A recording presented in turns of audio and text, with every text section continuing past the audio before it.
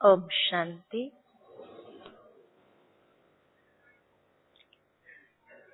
बहुत सुंदर अभी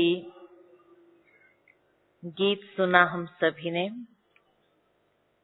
कि हमको हमारे बाबा से एक प्यारा मंत्र मिला है, सोचो भला और करो भला। हर एक की चाहना भी यही रहती है कि कभी भी हमारे मन के अंदर किसी के प्रति अशुभ न आए या व्यर्थ भी न आए। हम सदा हर एक के प्रति सदा शुभ सोचते रहे। 3-4 साल के सीजन की मुरलियों से भी बाबा ने बार बार हमारे अंदर यही पाठ पक्का कराया कि शुभ भावना शुभ कामना सबके प्रति रखो, परंतु मन के अंदर नेगेटिव तो नहीं चलता है, व्यर्थ चल जाता है।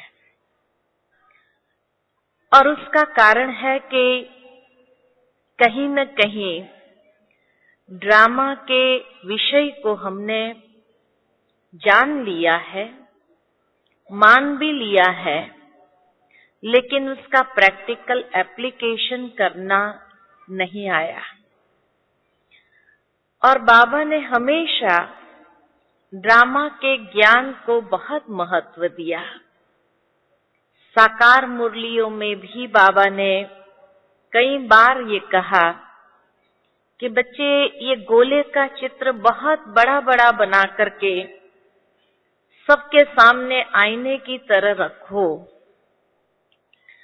इतना महत्व जब बाबा देता है गोले के चित्र को, कई बार निश्चय की बात जब बाबा करते हैं तो आत्मा में निश्चय, परमात्मा में निश्चय, ये तो ठीक है, लेकिन तीसरा महत्वपूर्ण निश्चय बाबा ड्रामा में निश्चय की बात करते हैं। और साथ ही साथ जब बिंदु लगाने की बात आती है तभी भी बाबा कहते हैं 3 बिंदी लगाओ, आत्मा बिंदी, परमात्मा बिंदी, ड्रामा बिंदी। ये 3 बिंदी लगाने के लिए भी बाबा ने बहुत जोर दिया है। जब भी बाबा गीत गाने के लिए हमें कहते हैं कि बच्चे एक गीत संगम युग में हर एक को आता है, वाह वाह का गीत, तो उसमें भी बाबा यही कहता है कि बच्चे ये सदा गीत गाते रहो, वाह मेरा भाग्य वाह, वाह बाबा वाह, और वाह ड्रामा वाह।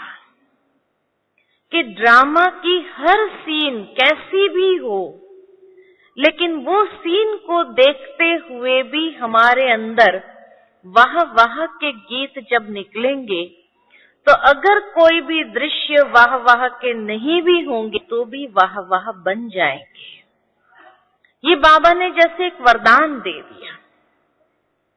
लेकिन प्रैक्टिकल एप्लीकेशन की बात जब आती है तो उस समय यही ड्रामा की बिंदी नहीं लगती है, यही वाह वाह के गीत नहीं गा पाते हैं, और हमारे अंदर अनेक प्रकार का व्यर्थ शुरू हो जाता है।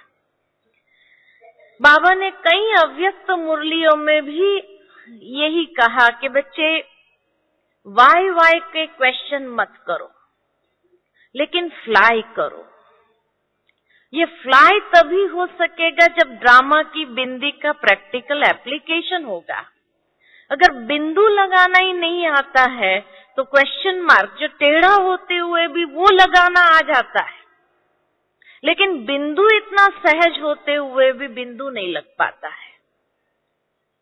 यानी भावार्थ ये है कि ड्रामा के प्रति भगवान ने भी इतना महत्व दिया, क्योंकि उसी पर ही हमारी पूरी स्थिति का आधार है।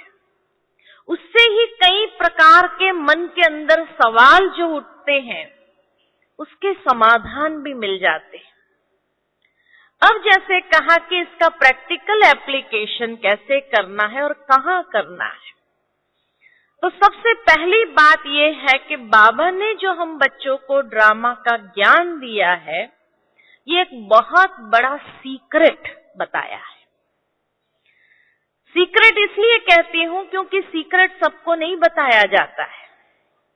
सारे कल्प में हमारे पास ये सीक्रेट नहीं था, लेकिन संगम युग पर सबसे पहले बाबा ने आकर के ये रहस्य उद्घाटन किया, ये सीक्रेट को ओपन किया कि बच्चे ये ड्रामा कैसे घूमता है, कैसे चलता है। और जब ड्रामा का ज्ञान दिया तो उसका एप्लीकेशन भी बताया कि बच्चे जब भी ड्रामा को अप्लाई करना हो, ये सीक्रेट बाबा ने इसलिए बताया है कि इसका एप्लीकेशन पास्ट के साथ करना, फ्यूचर के साथ नहीं। क्योंकि अगर फ्यूचर के साथ करेंगे तो बहुत बड़ी गड़बड़ हो जाएगी। इसलिए ड्रामा का ये सीक्रेट जो बाबा ने खोला, वो पास्ट की बातों के साथ अप्लाई करने लिए कहा कि जो हुआ ड्रामा, फुल स्टॉप, बिंदी लगा दो, आगे बढ़ो। क्योंकि कई बार पुरुषार्थ में जैसे आगे बढ़ना चाहता है व्यक्ति, तो पिछली बातें बहुत याद आती है। मेरे साथ जीवन में ऐसा हुआ, मेरे साथ ये हुआ, मेरे साथ ये हुआ, और ये भुला नहीं पाता है। और वो व्यर्थ की बातें जितनी चलती है, न योग हमारा लगता है, न हम पुरुषार्थ में उमंग उत्साह को डेवलप कर सकते हैं, और न ही हम पुरुषार्थ में आगे बढ़ने के लिए सकारात्मक सोच चला सकते, पॉजिटिव थिंकिंग कर सकते, क्योंकि वो बहुत बड़ा फोर्स से हमारे माइंड में चलता है। तो इसलिए बाबा ने ये सीक्रेट हमारे सामने खोला कि बच्चे ड्रामा में जो कुछ भी हुआ है कल्याणकारी है, उसमें बुरा कुछ भी नहीं हुआ है। लेकिन सिर्फ जब हम अल्पज्ञ बुद्धि होकर के उस घड़ी को देखते हैं तो हमको लगता है बहुत बुरा हुआ हमारे साथ में, ऐसा तो किसी के साथ नहीं होना चाहिए। लेकिन उसको बाबा कहते बीती सो बीती, बिंदी लगा दो, खत्म करो। व्यर्थ के संकल्प अंदर में, मन के अंदर वो घोड़े मत दौड़ाओ। इसलिए इसका एप्लीकेशन पास्ट के साथ है, फ्यूचर के साथ नहीं। लेकिन ब्राह्मण बच्चे कई बार ऐसे ही ज्ञान में आते हैं तो उसका एप्लीकेशन कहाँ करते हैं? फ्यूचर के साथ करने लगते हैं कि क्या 5000 साल के बाद फिर ऐसा होगा। अब ये है गलत एप्लीकेशन, ये गलत एप्लीकेशन। ये भगवान ने ज्ञान इसलिए दिया तो बीती की बातें सोचो नहीं, बिंदी लगा दो, खत्म कर दो, पूरा हो गया ये हिसाब किताब। 5000 साल तक ये खुलने वाला नहीं है, दोबारा ऐसा होने वाला है ही नहीं, ये बात खत्म हो गया है किस्सा। और 5000 साल के बाद होगा, लेकिन बच्चे क्या करते हैं उसका एप्लीकेशन फ्यूचर के साथ। 5000 साल के बाद फिर ऐसा होगा, और ये सोच करके इतने दुखी हो जाते हैं और बार बार बाबा को भी कहने लगते हैं कि बाबा मेरा ड्रामा ऐसा क्यों बनाया, क्या मेरा ड्रामा चेंज नहीं हो सकता है? अब ये ऐसा हो गया कि जब उसका एप्लीकेशन फ्यूचर के साथ हम करने लगते हैं तो हमारा सारा पुरुषार्थ बंद हो जाता है। कैसे? पुरुषार्थ माना घोड़ा और प्रारब्ध माना उसका गाड़ा।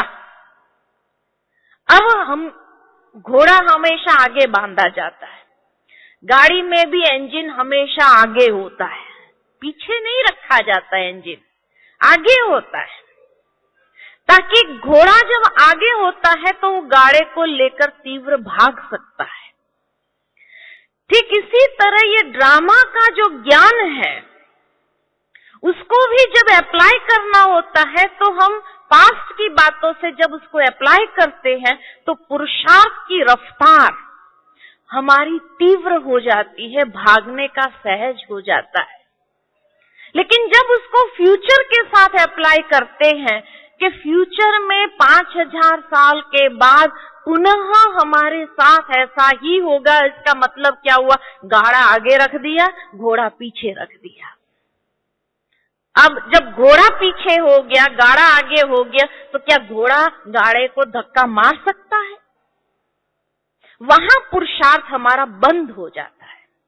पुरुषार्थ की गाड़ी जो तीव्र चलनी चाहिए वो नहीं चलती है और वहीं रुक जाते हैं हम।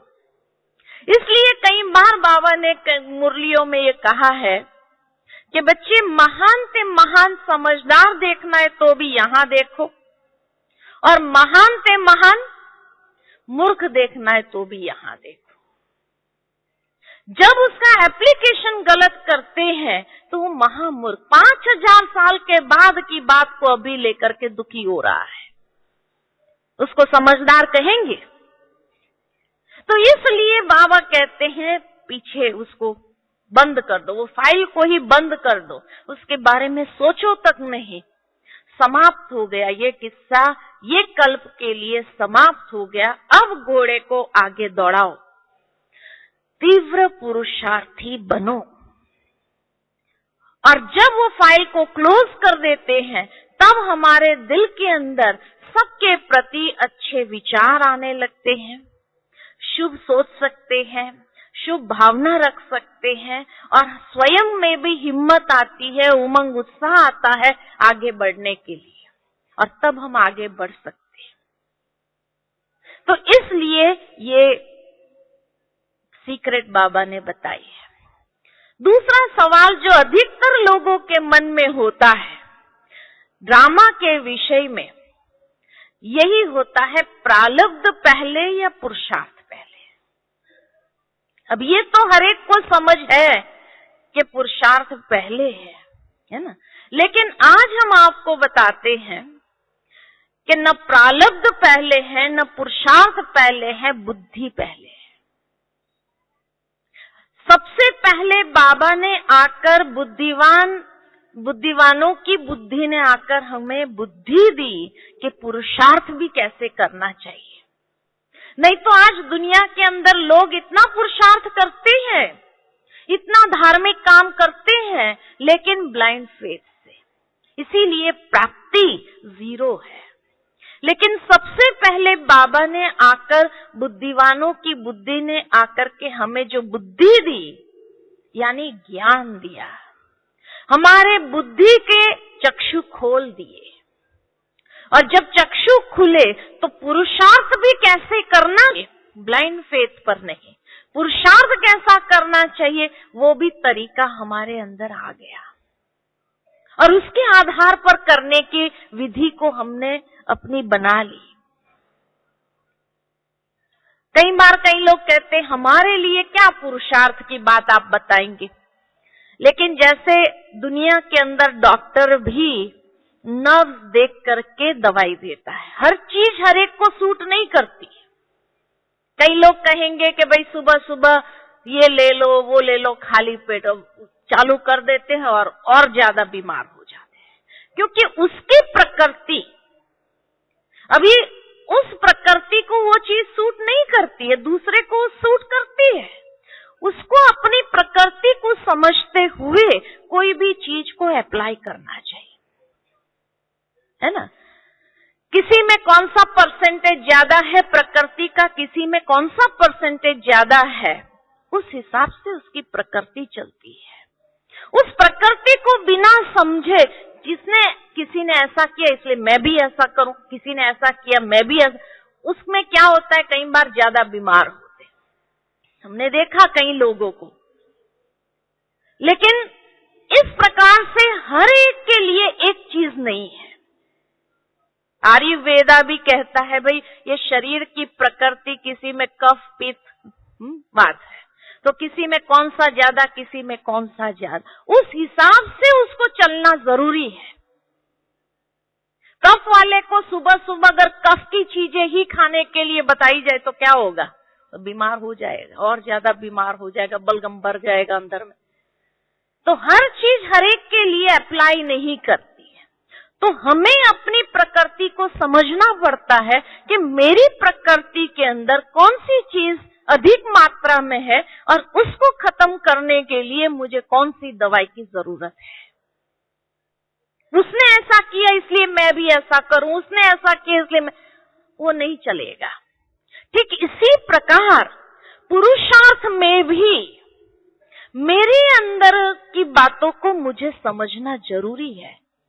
मेरी कमजोरी कहाँ है, मुझे पूरा स्क्रीनिंग करना पड़ेगा अपने स्वयं का कि मेरे अंदर कौन सी कमजोरी अधिक है, मेरे अंदर कौन सी विशेषता अधिक है।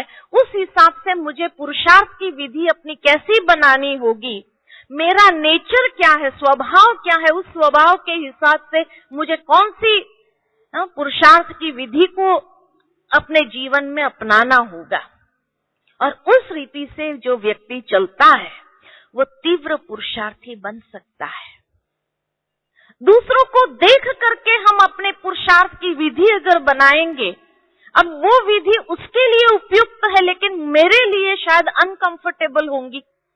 मेरा स्वभाव, मेरी प्रकृति ऐसी नहीं है, उस हिसाब से मेरे लिए प्रॉब्लम क्रिएट कर सकती है, मैं नहीं कर पाऊंगा। तो अंदर में एक संघर्ष चलेगा, तनाव होगा और तीव्र पुरुषार्थ में भी आगे नहीं बढ़ सकेंगे। थोड़ा करेंगे, नहीं हो पाएगा तो दिल शिकस्त हो जाएंगे। तो इसीलिए बाबा ने आकर जो हमें ज्ञान दिया है, ये ज्ञान को अप्लाई करते हुए पुरुषार्थ की विधि को भी बनाना है और उसके आधार पर प्रारब्ध तो हमारे पीछे पीछे चलेगा, वो तो परछाई है। तो इसलिए पुरुषार्थ पहले, प्रारब्ध पहले, बुद्धि पहले। बुद्धि हमें मिली है, पुरुषार्थ भी कैसे करना है और प्रारब्ध को भी कैसे अचीव करना है, जमा का खाता कैसे बढ़ाना है हमारा।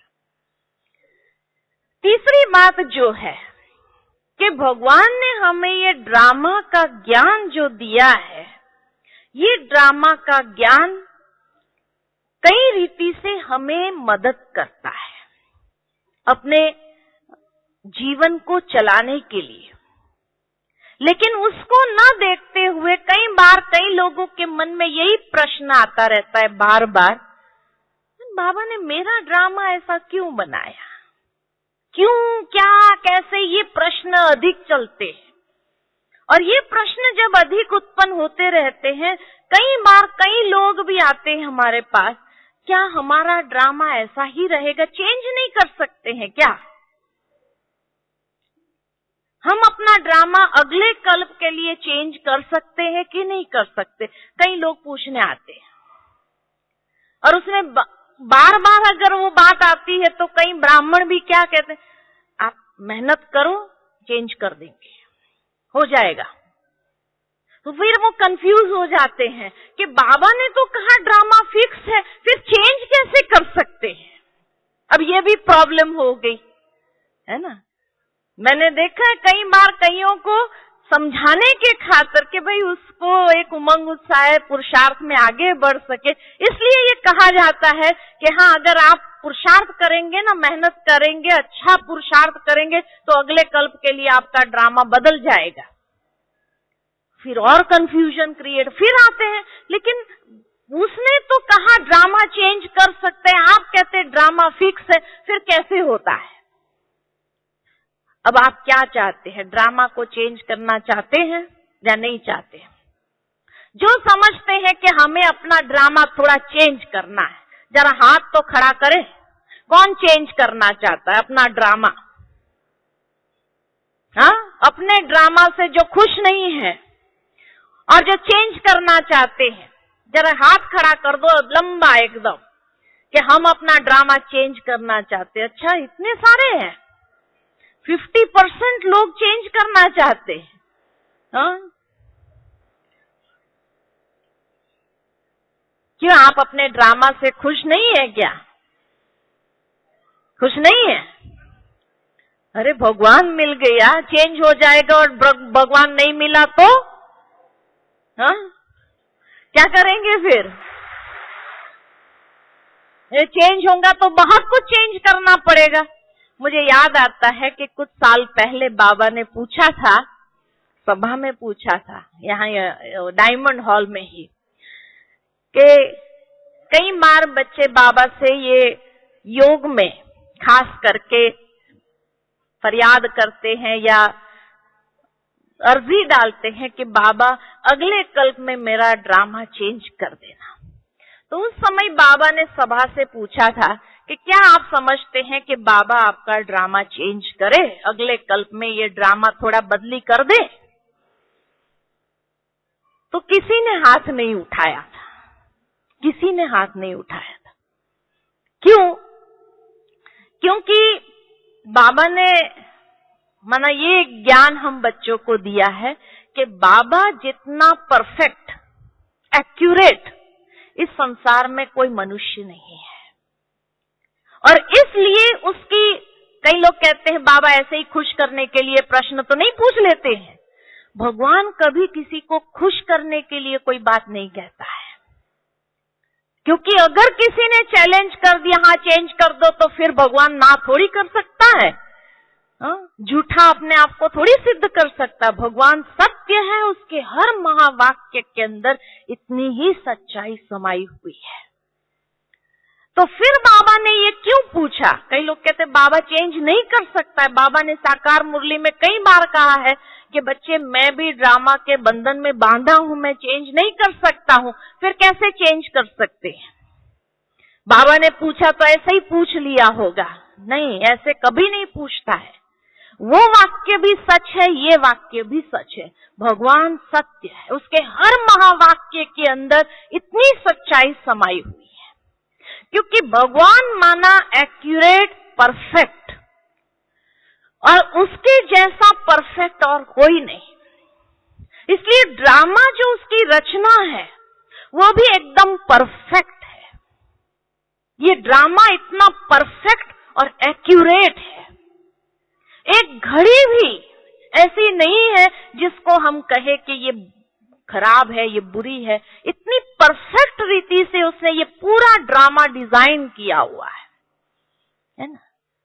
घड़ा है। इसलिए बाबा हमेशा हम बच्चों को स्मृति दिलाते हैं कि बच्चे ड्रामा इसमें कल्याण समाया ही है, तो निश्चिंत रहो। कभी कभी हम आगे का देख नहीं पाते, इसलिए हम समझते हैं कि बहुत बुरा हुआ। नहीं, ड्रामा की हर सीन कल्याणमय है, क्योंकि ये भगवान का रचित ड्रामा है। इसलिए उसकी हर सीन इतनी परफेक्ट और एक्यूरेट चल रही है। अब अगर वो चेंज कर सकते, उसके पास अथॉरिटी है। लेकिन जो चीज परफेक्ट हो उसको चेंज करना माना उससे घटिया बना सकते हैं, उससे बढ़िया नहीं बन सकता, क्योंकि ये बढ़िया से बढ़िया है। अब घटिया आप चाहते हैं कि भगवान थोड़ा चेंज करे, माना घटिया बनाए, ये चाहते हैं आप? हाँ, अभी ड्रामा चेंज करना चाहिए नहीं करना चाहिए? हाथ खड़ा करो जो कहते हैं हमारा ड्रामा चेंज करना चाहिए। हाँ, घटिया बना सकता है, बढ़िया नहीं बन सकता, इससे बढ़िया नहीं बन सकता है। ये बढ़िया से बढ़िया क्रिएशन है।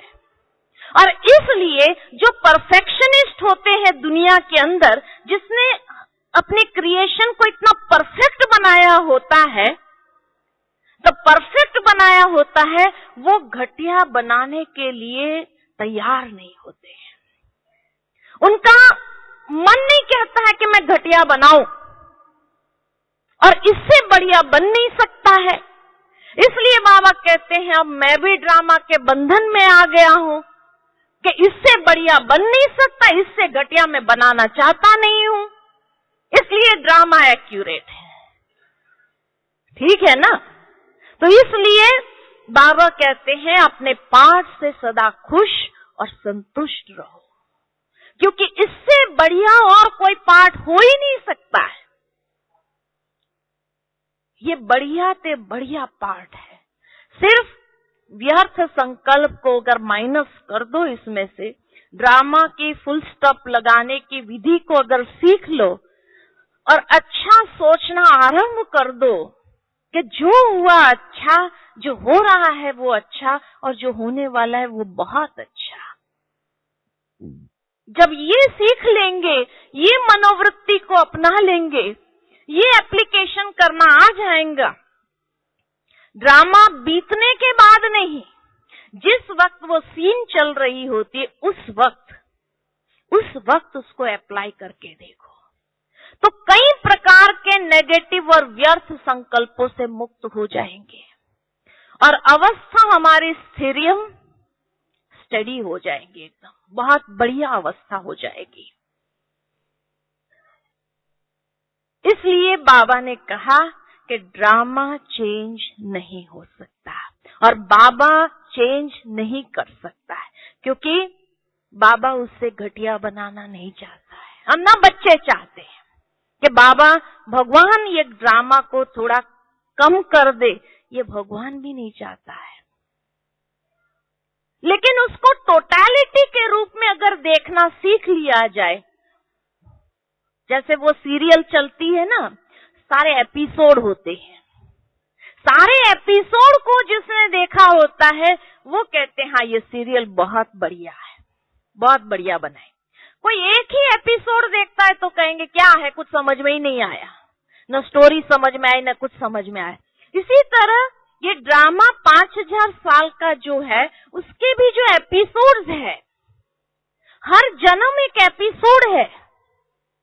ये एपिसोड्स जो बने हुए हैं उसको अगर टोटलिटी में देखा जाए तो पता चलेगा कि कितना बढ़िया ये एक एक सीन उसमें डाले हुए हैं। लेकिन जब हम एक ही एपिसोड को देखते हैं तो हम कभी कभी दुखी हो जाते हैं, ये क्या है, इसमें कुछ है ही नहीं। लेकिन आप टोटलिटी में देखो। इसलिए बाबा कई बार हम बच्चों को कह चुका है कि बच्चे त्रिकालदर्शी स्थिति पर स्थित होकर के ये ड्रामा को देखो, आदि मध्य अंत को तीनों को सामने रखते हुए उसको देखेंगे तो आपको नजर आएगा कि ये ड्रामा सचमुच कितना सुंदर है और उसमें मेरा पार्ट जो दिया है भगवान ने फिक्स किया है वो कितना सुंदर बनाया है। तब आप उसको अप्रिशिएट कर सकेंगे, उसको स्वीकार कर पाएंगे, ये क्षमता हमारे अंदर आ जाएगी। लेकिन अगर त्रिकालदर्शी स्थिति पर स्थित होकर के उसको नहीं देखेंगे तो उसको स्वीकार करना बहुत मुश्किल हो जाएगा और तब ड्रामा के लिए 10 प्रश्न आ जाएंगे। और उसको क्या निश्चय बुद्धि कहेंगे? उसको निश्चय बुद्धि नहीं कहा जाता है, ये भी निश्चय की कमी है। इसीलिए दुनिया में भी, गीता में भी साक्षी दृष्टा की जो स्थिति के लिए कहा है, तुम साक्षी हो जाओ कि ये ड्रामा को जो देखना है, हर सीन जो आता है तुम्हारे सामने उसको साक्षी होकर के देखो। साक्षी माना डिटैच होकर के जब उसको देखेंगे तो शायद समझ में आएगा सामने वाले की भी प्रॉब्लम क्या है, हमारी प्रॉब्लम क्या है, ये परिस्थिति जो निर्मित हुई है उसमें हमारा रोल क्या है, ये सब तब समझ में आएगा। और उसको उस रूप से समझेंगे तो बहुत अच्छी तरह से साक्षी दृष्टा बनते हुए, व्यर्थ संकल्पों को फुल स्टॉप लगाते हुए हम आगे बढ़ सकते हैं।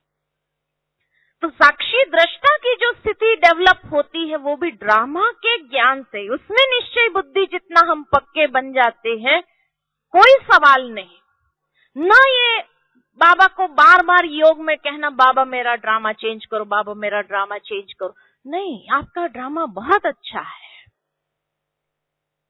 उसको स्वीकार करना, जो है जैसा है उसी स्वरूप से उसको स्वीकार करना, ये है निश्चय बुद्धि बनना।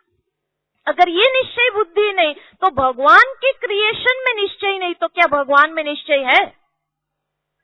तो भगवान में भी निश्चय बुद्धि नहीं है, परमात्मा में भी हम निश्चय बुद्धि नहीं है। और निश्चय बुद्धि नहीं तो इसका मतलब संशय है कहीं पर। संशय बुद्धि विनश्यन्ति, वो पुरुषार्थ में विजयी नहीं बन सकता है। वो हर संघर्ष में, हर सीन को पार करने की शक्ति उसमें नहीं आ सकती है। इसलिए निश्चय बुद्धि माना नो क्वेश्चन, और उसको जो है जैसा है उस रूप से उसको स्वीकार कर लेना। और फिर उसको समझने का प्रयत्न करना, तो आपको पता चलेगा कि ये ड्रामा आपको क्या सिखाना चाहता है। कई बार कई लोग कहते हैं बार बार हमारे साथ ड्रामा में ऐसा क्यों होता है, फिर हम उसको कैसे समझ सकते हैं कि हाँ बाबा हमको प्यार करता है, हमारा ड्रामा अच्छा है। बार बार हमारे साथ ऐसा ही होता है, क्यों होता है? लेकिन आज अगर एक स्कूल में स्टूडेंट है और मानो कि वो स्टूडेंट मैथमेटिक्स में वीक है, कमजोर है, मैथमेटिक्स के जो प्रॉब्लम्स आते हैं उसको सॉल्व करना नहीं आता है, कमजोर है, लेकिन उसका स्वभाव इतना अच्छा है जो टीचर का वो फेवरेट है, और वो फेवरेट स्टूडेंट होने कारण टीचर को बार बार उसके प्रति ख्याल आता है कि ये स्टूडेंट है इतना अच्छा, लेकिन ये मैथ्स में ही कमजोर है तो फेल हो जाएगा। तो वो टीचर क्या करेगा? उसको एक्स्ट्रा प्रैक्टिस देगा। ऐसे ही तरीके के सवाल जो प्रॉब्लम्स है वो उसके सामने देगा उसको कि ये तुम सॉल्व करके लेके आना। तो उसको प्रैक्टिस मिलती जाती है, और प्रैक्टिस मिलती जाती है तो वो फाइनल एग्जाम के लिए तैयार हो जाता है कि अगर उसमें से कोई भी तरीके का सवाल आया तो वो रेडी है और पास हो जाएगा। ठीक इसी तरह बाबा भी हमारा परम शिक्षक है, तो परम शिक्षक भी नहीं चाहेगा कि उसका कोई भी स्टूडेंट फेल हो जाए फाइनल एग्जाम में। तो जिस बच्चे को वो देखता है कि ये बच्चा ये सब्जेक्ट में वीक है, ये धारणा में वीक है, ये कमजोरी उसके अंदर है और ये कमजोरी से ही शायद फेल हो सकता है, तो ड्रामा को बाबा कहते हैं उसको एक्स्ट्रा प्रैक्टिस दो। इसलिए ड्रामा हमारे सामने बार बार ऐसी सीन ले आती है, अलग अलग रूप से ले आती है, ताकि हमें एक्स्ट्रा प्रैक्टिस मिले, और एक्स्ट्रा प्रैक्टिस मिलेगी तो फाइनल एग्जाम में पास विद ऑनर होना सहज हो जाएगा, क्योंकि भगवान नहीं चाहते हैं देखना कि उसका कोई भी स्टूडेंट फेल हो। तो पास होना चाहते हैं कि नहीं चाहते हैं? तो बार बार ड्रामा कराए तो अच्छा है या बुरा है? अच्छा है ना। तो उसको स्वीकार कर पाएंगे, नहीं स्वीकार कर पाएंगे? हाँ, तो प्रैक्टिस, तो ये तो भगवान का प्यार है ना। आप सोचो भगवान आपको कितना प्यार करता है कि वो नहीं देखना चाहता ये बच्चा मेरा फेल हो जाए। इसीलिए बार बार आपके सामने अलग अलग रूप से वो परिस्थिति आती है, ताकि आप वो एग्जाम देते देते देते देते उसमें माहिर हो जाओ, उसमें पास हो जाओ, और पास विद ऑनर बन करके दुनिया को भी दिखा दो कि देखो भगवान ने जिन लोगों को चूज किया है, अनपढ़ है, सब कुछ है, लेकिन ऐसे अनपढ़ों को भी भगवान ने जीवन की लास्ट टेस्ट में पास करने योग्य बना दिया, ऐसा पात्र बना दिया, तो दुनिया वाले भी आश्चर्य करेंगे, और तब उनके मुख से निकलेगा हाँ भगवान तेरी लीला अपरंपार है ना। तो ऐसा अच्छा स्टूडेंट बनना नहीं चाहेगा। इसीलिए बाबा कहता है मेरा हर बच्चा जो है ना लास्ट पेपर में दुनिया के सामने प्रत्यक्ष बनेगा, भगवान को प्रत्यक्ष करने के लिए निमित्त बनेगा कि ये इतनी कमजोरियों से भरा हुआ था, ये अनपढ़ था, उसको कुछ नहीं समझता था, फिर भी लास्ट समय में वही साक्षात्कार कराएगा उस परम शक्ति का, परमात्मा का, कि देखो भगवान ने उसको कितना अच्छा बनाया कि आज दुनिया के सामने वो भगवान को प्रत्यक्ष करने के लिए निमित्त बन गया। इसलिए बाबा हमेशा कहते, पिछली मुरली में भी बाबा ने कहा आपके चेहरे और चलन से प्रत्यक्ष करो। अब अभी फेल होने का समय नहीं, बहुत प्रैक्टिस मिल गई है आपको, इनफ प्रैक्टिस दे दिया है अलग अलग रूप से। ड्रामा ने कई रूप से आपको प्रैक्टिस दे दिया है। पांचवी बात बाबा हमेशा कहते हैं, कई बार हमारी दादियां भी कहती है कि मम्मा जो थी हमेशा यही कहती थी कि हमारी 3 माँ है, एक शिव बाबा माँ तो है ही है, दूसरी ब्रह्मा माँ भी है, और तीसरी ड्रामा, ये भी माँ है।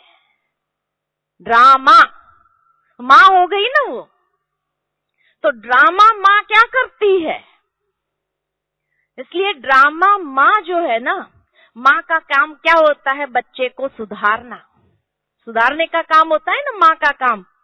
तो जब देखती है कि बच्चा ठीक नहीं चल रहा है, पिता की आज्ञा अनुसार नहीं चल रहा है तो माँ क्या करती है, 2 थप्पड़ मारती है, कान खींचती है। लेकिन उसका मतलब ये नहीं कि उस माँ के हृदय के अंदर कोई नफरत की भावना है इसलिए मारा। चांटा मारा तो भी उसके हृदय के अंदर कल्याण की भावना है, उसको सुधारने के लिए मारा, है ना। ठीक इसी प्रकार ड्रामा भी माँ है, जब देखती है कि ये बच्चा शिव बाबा की श्रीमत पर नहीं चल रहा है, ठीक से नहीं चल रहा है, तो वो क्या करती है, थप्पड़ मार देती है। महसूस होता है ड्रामा की थप्पड़ पड़ी, उसको रियलाइज करो कि कहाँ हम गलत जा रहे थे जिस कारण ड्रामा ने थप्पड़ मारी। महसूस करके उसको परिवर्तन कर दो तो सुधर जाएंगे, आगे बढ़ जाएंगे। लेकिन अगर ये कंप्लेन शुरू कर दी ना, ड्रामा ने मुझे ऐसा पाठ क्यों पढ़ाया, ड्रामा मेरे साथ में ऐसा क्यों करता है, नहीं, वो माँ है, उसके हृदय में कभी अकल्याण की भावना नहीं है। इसलिए बाबा हमेशा कहते हैं ड्रामा बहुत कल्याणकारी। बाबा ने कई बार कहा जब बाप कल्याणकारी, ड्रामा माँ कल्याणकारी, तो आपका अकल्याण करने की हिम्मत और ताकत किसकी है किसी की? जिसके पास इतने अच्छे माँ बाप हो उसके अकल्याण करने की शक्ति किसमें है? कभी नहीं है। तो इसलिए जब ड्रामा देखते हैं कि ये बाबा की मत का उल्लंघन कर रहा है, श्रीमत पर नहीं चल रहा है, तो ड्रामा की थप्पड़ लगती है। लेकिन फिर भी उसके हृदय के अंदर कल्याण की भावना है, आपको आगे बढ़ाने की भावना है। तो ये माँ का काम है, तो ये माँ का काम है। इसलिए ड्रामा माँ है हमारी, उसको उस रूप में अगर स्वीकार करेंगे ना तो भी आगे बढ़ना सहज हो जाएगा, व्यर्थ संकल्प उसके प्रति नहीं चलेगा। घरों में भी क्या होता है, जब माँ बच्चे को एक थप्पड़ भी मारती है, बच्चे को रोना आएगा, कहाँ जाएगा? माँ ने अगर थप्पड़ मारी तो बच्चा कहाँ जाएगा? बाप के पास जाएगा, है ना। तो यहाँ भी जब ड्रामा की थप्पड़ लगती है ना तो बच्चे कहाँ जाते? बाबा के पास जाते हैं, योग में जाते हैं। और योग में जाकर के बाबा से क्या करते? बाबा ड्रामा देखो ना कैसा है मेरा, है ना। अब बाप उस वक्त क्या करता है? बाप भी जानता है कि उसकी माँ ने उसको गलत रूप से नहीं मारा है, उसको सुधारने के लिए मारा है। तो बाप क्या कहता है? बच्चे तेरी माँ के आगे तो मेरा भी नहीं चलता है, मैं भी उसके बंधन में बांधा हुआ हूँ, कहते हैं ना ऐसा। तो बाबा भी क्या कहता है? बच्चे ड्रामा के आगे मेरा भी नहीं चलता है, मैं भी तो ड्रामा के बंधन में बांधा हुआ हूँ, है ना। और इस रूप से जैसे पिता छुड़ा देता है अपने आप को कि तुम बेटा सुधर जा, नहीं तो वो दोबारा मारेगी तेरे को, दोबारा तेरा कान खींचेगी, इसलिए सुधर जा, क्योंकि मेरा नहीं चलता है उसके आगे, सारी दुनिया के आगे मैं चला सकता हूँ, उसके आगे नहीं चलता है। ठीक इसी तरह बाबा भी यही कहता है कि बच्चे सारी दुनिया का आगे मेरा चल सकता है, लेकिन ड्रामा के बंधन में मैं भी बांधा हुआ हूँ, मेरा भी नहीं चलता है, इसलिए सुधर जा, समझ ले कहाँ तुमने गलती की है, उसको सुधर जा और उसको खुश कर। और इस तरह से बच्चे को मना लेता है। तो बाबा भी हमारा, इसलिए कभी कभी ऐसी चिट-चैट करते रहो अंदर में ड्रामा की सीन को देख करके, तो खुशी क्या होंगी? डबल हो जाएगी। कभी शिकायत नहीं रहेंगी कि ड्रामा ऐसा क्यों है मेरे लिए, लेकिन उस सीन में भी कल्याण को ढूंढने की शक्ति आ जाएंगी। और जब कल्याण को ढूंढ लेंगे तो इतना आनंद आएगा कि सचमुच ड्रामा मुझे कितना सुंदर और परफेक्ट बनाना चाहता है। हर माँ की बच्चे के प्रति यही आश रहती है कि मेरा बच्चा योग्य, पात्र और ऐसा सुंदर बने जो दुनिया में भी वो नाम कमाए, और उस समय मुझे भी गर्व हो कि हाँ मैंने जिस बच्चे को जन्म दिया उसने आज मेरा नाम रोशन किया। तो इसी तरह शिव बाबा और ड्रामा माँ को भी ये नाज हो कि हाँ ये बच्चे जिसको भगवान ने चुना है, एक एक बच्चा पात्र बनाने के लिए ड्रामा कितनी हमारे ऊपर मेहनत कर रही है। और जब पात्र बना करके एक एक के चेहरे से शिव बाबा की प्रत्यक्षता होगी, तो क्या ड्रामा को भी हमारे ऊपर नाज नहीं होगा? शिव बाबा को हमारे ऊपर नाज नहीं होगा? तो ड्रामा अच्छा है या बुरा है? चेंज करना चाहिए नहीं कि चेंज करना चाहिए? कौन समझता है ड्रामा को चेंज कर दे? हाँ, ड्रामा को चेंज करे अभी बाबा? हाँ, ड्रामा को चेंज करे? कोई हाथ उठा दे जो कहे हाँ अभी भी ड्रामा चेंज कर देना चाहिए। नहीं, बदल गए, आधा घंटे के अंदर सब बदल गए। हाँ, देखो समझ कोई चीज की आ जाती है हमारे अंदर तो कितना परिवर्तन आ जाता है। तो इसी तरह पुरुषार्थ में भी समझ से पुरुषार्थ करो और आगे बढ़ो।